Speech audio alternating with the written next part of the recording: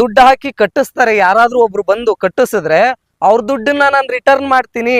ಮಗ ಆಗಿ ನಾನ್ ಕಟ್ಸೋ ಹಾಗಿಲ್ಲ. ಇಡೀ ಕರ್ನಾಟಕದ ಜನತೆಯನ್ನ ನಗ್ಸಿರುವಂತ ನಮ್ ತಂದೆ, ನಾನ್ ನೋಡಿದ್ರಂತ ಐಷಾರಾಮಿನ್ ಮಲಿಕೊಂತೀನಿ, ಮನೇಲಿ ಮಲಿಕೊಂತೀನಿ, ನಮ್ ತಂದೆಯವ್ರನ್ನ ಅಟ್ಲೀಸ್ಟ್ ಒಂದ್ ಸಮಾಧಿ ಕಟ್ಸೋದಕ್ ಆಗ್ತಾ ಇಲ್ವಲ್ಲ ಅಂತ. ಆದ್ರೆ ಈ ಲಲ್ಲಿ ರವಿ ಅಂತಕ್ಕಂಥ ವ್ಯಕ್ತಿ ಇವತ್ತಿನವರೆಗೂ ಬಂದಿಲ್ಲ ಅಂತಂದ್ರೆ ಮನೆ ಹತ್ರ. ನಾನು ನಿನ್ನೆ ಓಕೆನಾ, ನಿನ್ನ ಸ್ವಾರ್ಥಕ್ಕೋಸ್ಕರ ಇದನ್ನ ಪದೇ ಪದೇ ಒತ್ತಿ ಒತ್ತಿ ಹೇಳ್ತಾ ಇದ್ದೀನಿ. ಎಸ್ ಸ್ನೇಹಿತರೆ, ನಾವಿಲ್ಲಿ ಏನ್ ಬಂದಿದ್ದೇವೆ, ಸುತ್ತ ತೋಟ ಕಾಣಿಸ್ತಾ ಇದೆ, ಬಹಳ ಪ್ರಶಾಂತವಾಗಿದೆ. ಪ್ರಶಾಂತವಾಗಿರೋ ಜಾಗದಲ್ಲಿ ನಮ್ಮ ಪ್ರೀತಿಯ ಕರ್ನಾಟಕದ ಜನರನ್ನ ನಗಿಯ ಹೊಳೆಯಲ್ಲಿ ಹರಿಸಿರ್ತಕ್ಕಂತಹ ನಮ್ಮ ಪ್ರೀತಿಯ ನರಸಿಂಹರಾಜು ಅವರು ಸ್ಥಿರ ನಿದ್ರೆಗೆ ಜಾರಿರ್ತಕ್ಕಂಥ ಒಂದು ಜಾಗ ಇಲ್ಲೇ ಇದೆ.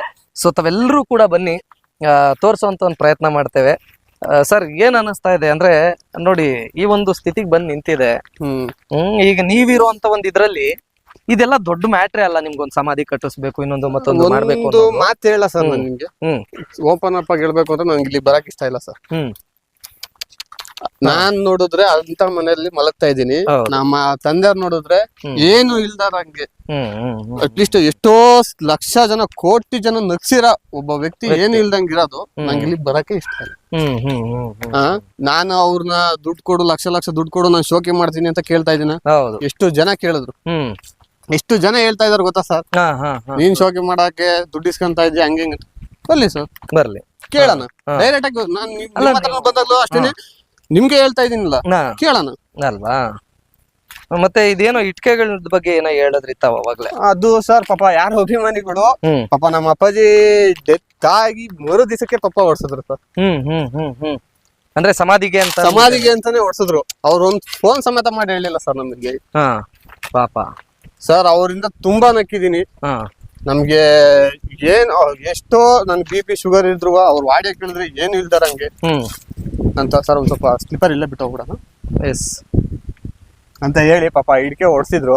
ಅದಕ್ಕೊಂಚೂರು ಸಿಮೆಂಟ್ ಹಾಕ್ಸಿದ್ರೆ ನನಗೂ ಬರುತ್ತೆ ಅಲ್ವಾ ಸಮಾಧಿ ಮಾಡಕ್ಕೆ. ಸುಮ್ನೆ ಜಸ್ಟ್ ಒಂದ್ 3 ಮೂಟೆ ಸಿಮೆಂಟ್, ಹೌದು, ಅದಕ್ಕೆ ಒಂದ್ ಸ್ವಲ್ಪ ಜಸ್ಟ್ ತಂದ್ಬಿಟ್ರೆ ಆಗೋಯ್ತಲ್ಲ ಸರ್. ನಮ್ಮ ಮನೆಗೆ ಕಿಡ್ಸಕ್ಕೆ ಮುಕ್ಕಿರೋ ಜಸ್ಟ್ ಅಂದಿದ್ರು ಆಗೋದಲ್ಲ ಸರ್ ಅಲ್ವಾ. ಇದೇನಾ? ಓಕೆ.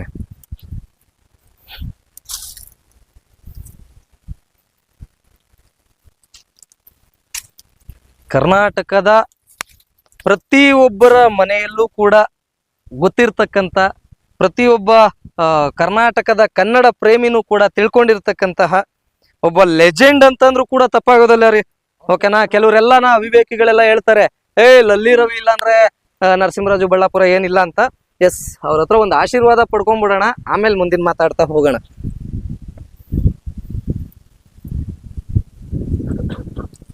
ಎಸ್,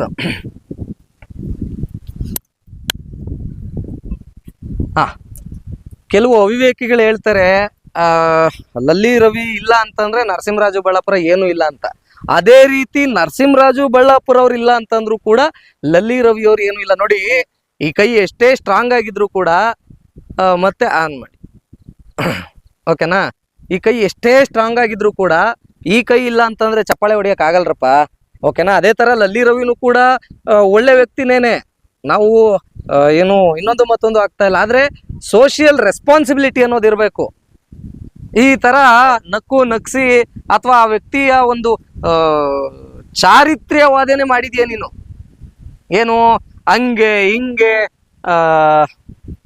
ಏನೋ ನಿನ್ನ ಅಂತವಳ್ಳಿ ಇಕ್ಕೊಂಡಿದ್ಯಾ, ಇಂಥವಳ್ಳಿ ಇಕ್ಕೊಂಡಿದ್ಯಾ, ಹಂಗ್ ಮಾಡಿದ್ಯಾ, ಹಿಂಗ್ ಮಾಡಿದ್ಯಾ ಅಂತ ಅಂದ್ಬಿಟ್ಟು ಆ ವ್ಯಕ್ತಿಯನ್ನ ತೇಜೋವಧೆ ಮಾಡಿದ್ಯಾ ಬದುಕಿದ್ದಾಗ ನೀನು.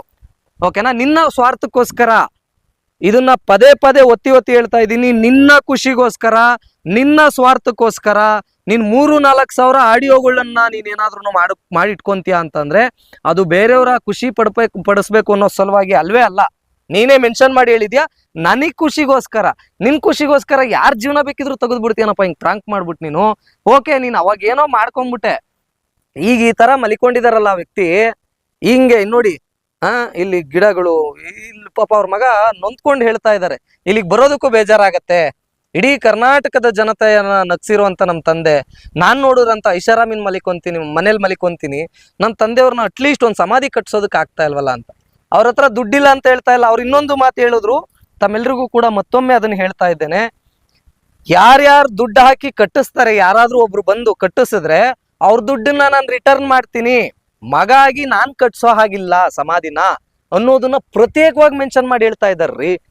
ಅವ್ರ ದುಡ್ಡು ನಾನು ಇಟ್ಕೊಳ್ಳಲ್ಲ, ಅವ್ರ ದುಡ್ಡಿಂದ ನಮ್ ತಂದೆ ಸಮಾಧಿ ಕಟ್ಸೋದೇನ್ ಬೇಕಾಗಿಲ್ಲ, ಯಾರಾದ್ರೂ ಮುಂದೆ ಬಂದು ನಿಂತ್ಕೊಳ್ರಿ, ನಿಂತ್ಕೊಂಡ್ರೆ ನಾನು ಅವ್ರಿಗೆ ಇದನ್ನ ಮಾಡ್ತೀನಿ, ಕಟ್ಟೋದಕ್ ನಾನು ಹೆಲ್ಪ್ ಮಾಡ್ತೀನಿ ಅಂತಾರೆ. ಆದ್ರೆ ಈ ಲಲ್ಲಿ ರವಿ ಅಂತಕ್ಕಂಥ ವ್ಯಕ್ತಿ ಇವತ್ತಿನವರೆಗೂ ಬಂದಿಲ್ಲ ಅಂತಂದ್ರೆ ಮನೆ ಹತ್ರ. ನಾನು ನಿನ್ನೆ ನಮ್ಮ ಆಡಿಯೋನ ಕೇಳಿ ನರಸಿಂಹರಾಜು ಬಳಪುರ ಅವ್ರು ಅದೇ ಇವ್ರು ಹೇಳಿದ್ರಲ್ಲ ಆಗ್ಲೇನೆ, ನಮ್ಮ ಆಡಿಯೋ ಕೇಳಿ ಫೋನ್ ಮಾಡಿದ್ದಾರೆ ಅಂತಂದ್ರೆ ಎಷ್ಟು ಮನ್ಸಿಗೆ ಬೇಜಾರಾಗತ್ತೆ. ತಾವೆಲ್ಲರೂ ಕೂಡ ನೋಡಿ, ಇನ್ನೊಂದ್ಸರಿ ತೋರಿಸಿ ದಯವಿಟ್ಟು, ತಾವೆಲ್ಲರೂ ಕೂಡ ನೋಡಿ, ಎಷ್ಟು ಒಂದು ಬೇಜಾರಾಗತ್ತೆ. ಯಾಕೆಂದ್ರೆ ಒಬ್ಬ ಕಲಾವಿದರನ್ನ ಎಲ್ಲಿ ನಾವು ತುಳಿತೇವೆ ಅಂತಂದ್ರೆ ಈ ತರ ನಾವು ತುಳಿಯುವಂಥದ್ದು, ನಮ್ಮ ಕನ್ನಡಿಗರನ್ನ ನಾವು ತುಳಿಯುವಂಥದ್ದು ಎಲ್ಲಿ ಅಂತ ಅಂದಾಗ ಇಂಥ ಜಾಗಗಳಲ್ಲಿ ಅಂಥವ್ರಿಗೆ ಒಂದು ಒಳ್ಳೆ ಒಂದು ಇದನ್ನ ಮಾಡಿಸಿಕ್ಬೇಕು. ಮತ್ತೆ ಕೆಲವರೆಲ್ಲ ಹೇಳ್ತಾರೆ, ಅವನೇನ್ ದೊಡ್ಡ ಫ್ರೀಡಮ್ ಫೈಟರ್ ಏನ್ರಿ ಅಂತ. ಎಷ್ಟೋ ಜನರ ಒಂದು ನಗುವಿಗೆ ಕಾರಣ ಆದಂತ ನಮ್ಮ ನರಸಿಂಹರಾಜ್ ಅವರು ಎಷ್ಟೋ ಜನರು ನಗ್ಸಿದ್ದಾರೆ, ನೆಲೆಸಿದ್ದಾರೆ, ಅವರ ಖುಷಿಗೆ ಪಾತ್ರರಾಗಿದ್ದಾರೆ. ಸೊ ಅಂತ ವ್ಯಕ್ತಿಗೆ ದಯವಿಟ್ಟು ಎಲ್ಲರೂ ಕೂಡ ಅಂದ್ರೆ ಅವ್ರು ಹೇಳ್ತಾ ಇರೋದು ಅದನ್ನೇ, ಯಾರು ಬೇಕಾದ್ರೂ ಬರ್ರಿ, ಓಕೆನಾ, ಬಂದು ಸಮಾಧಿ ಕಟ್ಸೋದಕ್ಕೆ ಹೆಲ್ಪ್ ಮಾಡಿ, ನಾನು ಅವ್ರ ದುಡ್ಡನ್ನ ವಾಪಸ್ ಹಾಕ್ತೀನಿ ಬೇಕಿದ್ರೆ ಅನ್ನುವಂಥ ಮಾತನ್ನ ಹೇಳ್ತಾ ಇದ್ದಾರೆ. ಸೊ ಮುಂದಿನ ದಿನಗಳಲ್ಲಿ ದಯವಿಟ್ಟು ನಾವಿದ್ರು ಅಂದ್ರೆ ನಾವಂತೂ ನಿಂತ್ಕೊಂಡ್ಬಿಟ್ಟಿದೀವಿ, ಒಂದು ಸಂಪೂರ್ಣ ಆಗದೇನೆ ನಾವಂತೂ ಮುಂದಕ್ಕೆ ಹೆಜ್ಜೆ ಇಡುವಂಥವ್ರಲ್ಲ. ಮತ್ತೆ ಇದರಿಂದ ತಮ್ಮೆಲ್ರಿಗೂ ಫಾರ್ ಯುವರ್ ಕೈಂಡ್ ಇನ್ಫಾರ್ಮೇಶನ್ ಎಲ್ಲಾರ್ಗು ಮತ್ತೊಮ್ಮೆ ಹೇಳ್ತಾ ಇದೀವಿ, ಇದರಿಂದ ನಾವು ದುಡ್ಡು ಮಾಡುವಂತ ಅವಶ್ಯಕತೆ ನಮ್ಗಿಲ್ಲ. ನಾವು ಓಕೆ ಮಿಡಲ್ ಕ್ಲಾಸ್ ಪೀಪಲ್ಸೇ ಇರ್ಬೋದು, ನಮ್ಮ ಒಂದು ಲೆವೆಲ್ ಕಮ್ಮಿನೇ ಇರ್ಬೋದು, ಆದ್ರೆ ನಾವು ಮಾಡಿರ್ತಕ್ಕಂಥ ಸಾಧನೆನೂ ಬಹಳ ದೊಡ್ಡದಾಗೆ ಇದೆ. ನೆನ್ನೆ ನಿಮ್ಗೆ ಹೇಳ್ತಾ ಇದ್ದೆ, ಓಕೆನಾ, ಇಷ್ಟು ಚಿಕ್ಕ ವಯಸ್ಸಿಗೆ ನಾವು ಏನೇನ್ ಮಾಡ್ಬೇಕು, ಎಷ್ಟು ಜನಕ್ಕೆ ನ್ಯಾಯ ಕೊಡ್ಸಿದೀವಿ. ನ್ಯಾಯ ಕೊಡ್ಸೋದು ವಿಡಿಯೋ ಮುಂದೆ ಶೋಪ್ ಮಾಡ್ಕೊಳ್ಳೋದಲ್ಲ, ಕೆಲವ್ರನ್ನ ಶೋಪ್ ಮಾಡ್ಕೊಂಡ್ರೆ ಒಳ್ಳೇದಾಗಿದೆ. ಫಾರ್ ಎಕ್ಸಾಂಪಲ್ ಲಲ್ಲಿ ರವಿಯ ಒಂದು ವಿಚಾರನ ಶೋಪ್ ಮಾಡ್ಕೊಂಡ್ಲಿಲ್ಲ ಅಂತಿದ್ರೆ ನಿಮ್ಗೆ ಇವತ್ತಿಗೂ ನೆನ್ನೆಗೂ ಕಾಲ್ ಬರ್ತಾ ಇತ್ತು ಅನ್ನಿಸ್ತದ ನಿಮ್ಗೆ? ಸೊ ಈ ತರ ಕೆಲವ್ರನ್ನ ಶೋಪ್ ಮಾಡ್ಕೊಂಡೇನೆ ಮಾಡುವಂತದ್ದನ್ನ ಶೋಪ್ ಮಾಡ್ಕೊಂಡ್ ಮಾಡ್ತೇವೆ. ಶೋಪ್ ಮಾಡದೇ ಇರೋ ಮಾಡೋದು ಯಾವ್ದಾವ್ದಿದೆ, ಯಾವ್ಯಾವ ಸ್ಟೇಷನ್ಸ್ ಬೇಕಿದ್ರೆ ಲೀಸ್ಟ್ ನ ಕೊಡ್ತಾ ಹೋಗ್ತೇನೆ ನಾನು ಏನೇನ್ ಕೆಲಸ ಮಾಡಿದೀನಿ ಅಂತ. ಆ ಸ್ಟೇಷನ್ಗಳಿಗೆ ಹೋಗ್ಬಿಟ್ಟು ನೀವು ಯಾರಾದ್ರೂ ಡೌಟ್ಸ್ ಇರುವಂತವ್ರು ಬೇಕಿದ್ರೆ ಕೇಳ್ಕೋಬಹುದು, ಬಂದ್ರೆ ನನ್ನ ಹತ್ರನ ಅಥವಾ ಕಾಲ್ ಮಾಡಿದ್ರೆ ನಾನು ವಿತ್ ಸ್ಟೇಷನ್ ಡೀಟೇಲ್ಸ್ ನ ಕೊಡ್ತೀನಿ. ನನ್ನ ಹೆಸರು ಹೇಳಿದ್ರೆ ಆ ಸ್ಟೇಷನ್ ಅಲ್ಲಿ ನಾನು ಏನ್ ಕೆಲಸ ಮಾಡಿದೀನಿ, ಏನು ಎತ್ತ, ನನ್ನಿಂದ ಏನೇನ್ ಒಳ್ಳೆ ಕೆಲಸಗಳಾಗಿದಾವೆ ಅವೆಲ್ಲ ಗೊತ್ತಾಗುತ್ತೆ. ಓಕೆನಾ, ಇಲ್ಲಿ ನಾವು ದುಡ್ಡು ಮಾಡೋದಕ್ಕೆ ಅಂತ ಬಂದವರಲ್ಲ. ಎಸ್, ಇದು ನರಸಿಂಹರಾಜು ಅವರ ಒಂದು ಸಮಾಧಿ ತುಂಬಾ ಬೇಜಾರಾಗ್ತಾ ಇದೆ. ಸಮಾಧಿ ಅಲ್ಲ, ಒಂದು ಗುಡ್ಡೆ, ಮಣ್ಣಿನ ಗುಡ್ಡೆ. ಸಮಾಧಿ ಅಲ್ಲ ಇದು, ಮಣ್ಣಿನ ಗುಡ್ಡೆ ಮಾಡಿ ಬಿಸಾಕ್ಬಿಟ್ಟಿದ್ದಾರೆ. ಇವತ್ತಿನವರೆಗೂ ಒಂದು ಬಂದಿಲ್ಲ ಅಂತಂದ್ರೆ ಯಾವ ಒಂದು ಮನ್ಸಿಟ್ಕೊಂಡು ತಾವು ಗೆಳೆಯ ಅಂತೀರಿ? ಏನೋ ಫೋಟೋ ನೋಡಿದ್ರೆ ಮತ್ತೆ ಫೋಟೋ ಏನಕ್ಕೆ ಹಾಕಿದಿರಿ ಯೂಟ್ಯೂಬ್ ನಲ್ಲಿ? ತಾವ್ ಹೇಳಿದ್ರಿ ಮನೆ ಹತ್ರ ಬರ್ದೇನೆ ಯಾರೋ ಫೋಟೋ ಕಳ್ಸಿದ್ದನ್ನ ಯೂಟ್ಯೂಬ್ ನಲ್ಲಿ ಹಾಕೊಂಡಿದ್ರು ಅಂತ. ಸೊ ತಾವ್ ಅರ್ಥ ಮಾಡ್ಕೋಬೇಕಾಗಿರೋದು, ಅದಂಗಾರೆ ಫೋಟೋ ನೋಡ್ದಂಗಲ್ವಾ? ಮೂರನೇರಿಂದ ಯಾಕೆ ಸರ್, ಪರಿಚಯ ಇರೋದು ಕ್ಲೋಸ್ ಆಗಿರೋದು ನನಗೆ ಒಂದು ಫೋನ್ ಮಾಡಿ ಹಿಂಗ ಹಾಕಪ್ಪ ಅಂದ್ರೆ ನಾನು ಆಗ್ತಾ ಇರ್ಲಿಲ್ವಾ? ಯಾವ್ದೋ ಸುಮ್ನೆ ವಾಟ್ಸಪ್ ಅಲ್ಲಿ ಹಾಕಿರೋದು ಕಾಪಿ ಮಾಡ್ಕೊಂಡು ಹಾಕಂತದೇನ್ ಸರ್? ಏನ್ ನಾವೇನ್ ದೂರ ಇಟ್ಟಿದೀವ ಸರ್? ಬೇಡ, ನೀನ್ ಬರ್ಲೇ ಬೇಡ, ನಮ್ಮ ಅಪ್ಪನಿಂದ ಹಿಂಗ ಆಗಿದ್ಯಾ, ನೀನು ನಮ್ಮ ಅಪ್ಪನ ಸಾಯಿಸಿರೋದು ನೀನೇ ಅಂತ ನಾವೇನ ಹೇಳ್ತಾ ಇದ್ವಾ? ಇಲ್ವಲ್ಲ ಸರ್. ಇರ್ಲಿ, ಅದು ನಿಮ್ಮ ಹತ್ರ ನಾವು ಮಾತಾಡೋದಿದೆ. ಇಲ್ಲ ಮಾತಾಡ್ಲೇಬೇಕು. ತಾವು ಬಹಳ ಅದ್ಭುತವಾಗಿ ಮಾತಾಡಿದಿರಿ. ಇಲ್ಲ ಬೇಡ ತೋರಿಸ್ಬೇಡಿ, ಆಮೇಲೆ ಅವ್ರನ್ನೇ ಸಪ್ರೇಟ್ ಆಗಿ ತಗೊಳ್ಳೋಣ. ಎಸ್, ಇಷ್ಟು ನಾವು ಇಟ್ಟಿರ್ತಕ್ಕಂಥ ಬೇಡಿಕೆಗಳನ್ನ ಹಳೆ ವಿಡಿಯೋಗಳನ್ನೆಲ್ಲ ಕೂಡ ಕೆಲವರು ನೋಡಿದಿರಿ. ನರಸಿಂಹರಾಜು ಬಳ್ಳಾಪುರ ಮಗನ ಒಂದು ಸಪೋರ್ಟ್ ತಗೊಂಡು ಆಮೇಲೆ ಮುಂದುವರಿರಿ ಅಂತ ಕೆಲವರೆಲ್ಲ, ಅಂದ್ರೆ ನಾವು ಒಂದು ಇದನ್ನ ಹಾಕಿದ್ವಿ, ವೋಟಿಂಗ್ ಪೋಲ್ ಮಾಡಿದ್ವಿ.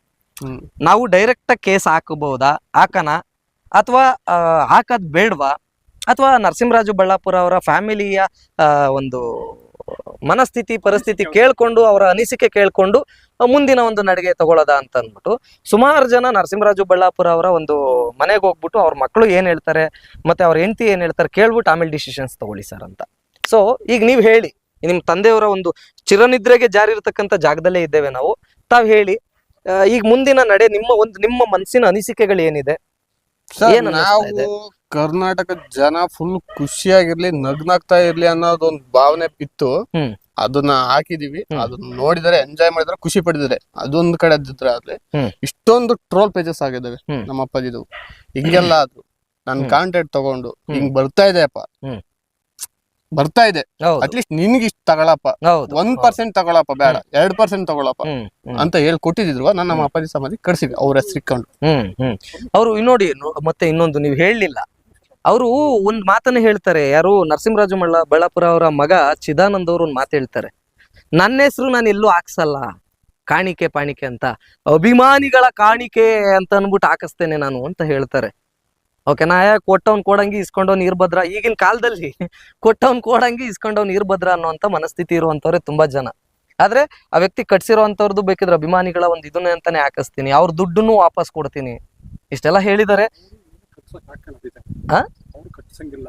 ಅದನ್ನ ಇಲ್ಲ ಹೇಳಿದ್ದಾರೆ, ಎಲ್ಲ ಹೇಳಿದ್ದಾರೆ. ಅವ್ರು ಏನಕ್ಕೆ ಕಟ್ಸಂಗಿಲ್ಲ ಅಂದ್ರೆ ಇಲ್ಲ ಅದನ್ನೆಲ್ಲ ಪಾಪ ಅಲ್ಲೇ ಮನೆ ಹತ್ರನೇ ಹೇಳಿದ್ದಾರೆ. ಏನಕ್ಕೆ ಕಟ್ಸಂಗಿಲ್ಲ ಅಂತಂದ್ರೆ ಅವರು ಹೇಳಿದ್ರು, ಏಳ್ಗೆ ಆಗಲ್ವಂತೆ, ಮಕ್ಕಳು ಕಟ್ಸಿದ್ರೆ ಏಳ್ಗೆ ಆಗಲ್ವಂತೆ. ಹೌದು, ಅಲ್ಲ ಸಂಪ್ರದಾಯಗಳನ್ನ ಯಾರೂನು ತಪ್ಸೋದಕ್ ಆಗೋದಿಲ್ಲ. ಓಕೆನಾ? ಹೇಳಿಕೆಗಳನ್ನ ಅವ್ರು ಹೇಳ್ತಾ ಇದ್ದಾರೆ, ನಾನೇ ದುಡ್ಡು ಕೊಡ್ತೀನಿ, ತಾವ್ ಅರ್ಥ ಮಾಡ್ಕೋಬೇಕಾಗಿರೋದು ಇನ್ನೊಂದು ವಿಚಾರನ, ನಾನೇ ದುಡ್ಡು ಕೊಡ್ತೀನಿ ಅಂತ ಹೇಳ್ತಾ ಇದ್ದಾರೆ. ಬೇರೆಯವ್ರು ಯಾರಾದ್ರೂ ಮುಂದೆ ನಿಂತ್ಕೊಂಡು ಕಟ್ಟಿಸ್ತಾರಪ್ಪ. ಸೊ ನಾನ್ ನರಸಿಂಹರಾಜು ಬಳ್ಳಾಪುರ ಅಭಿಮಾನಿ, ನಾನ್ ಹಿಂಗೆ ಅಂತ ಕಮೆಂಟ್ ಹಾಕುವಂತವ್ರಿಗೆ ನಾನ್ ಕೇಳೋದು, ಬನ್ನಿ ನಾವು ನಿಮ್ ಜೊತೆಗಿರ್ತೇವೆ, ನೀವು ಮಾಡುವಂತ ಪ್ರತಿ ಒಂದನ್ನು ಕೂಡ ನಾವು ಕೂಡ ವಿಡಿಯೋ ಮಾಡಿ ಹಾಕ್ತೇವೆ, ಬೇಕಿದ್ರೆ ನಿಜನಾ ವಿಡಿಯೋ ಮಾಡಿ ಹಾಕ್ತೇವೆ. ಸೊ ಬನ್ನಿ, ಬಂದ್ ಕಟ್ಸಿ. ಅಲ್ಲ ಕಮೆಂಟ್ ನ ಮೂಲಕ ನಾನ್ ನರಸಿಂಹರಾಜು ಬಳ್ಳಾಪುರ ಅವರ ದೊಡ್ಡ ಅಭಿಮಾನಿ, ಅಣ್ಣ ಹಂಗಣ ಹಿಂಗಣ ನರಸಿಂಹರಾಜು ಅವ್ರ, ಅದಲ್ಲ. ಬನ್ನಿ, ಇಲ್ಲಿರೋ ಸ್ಥಿತಿ ಚೆನ್ನಾಗಿದೆ.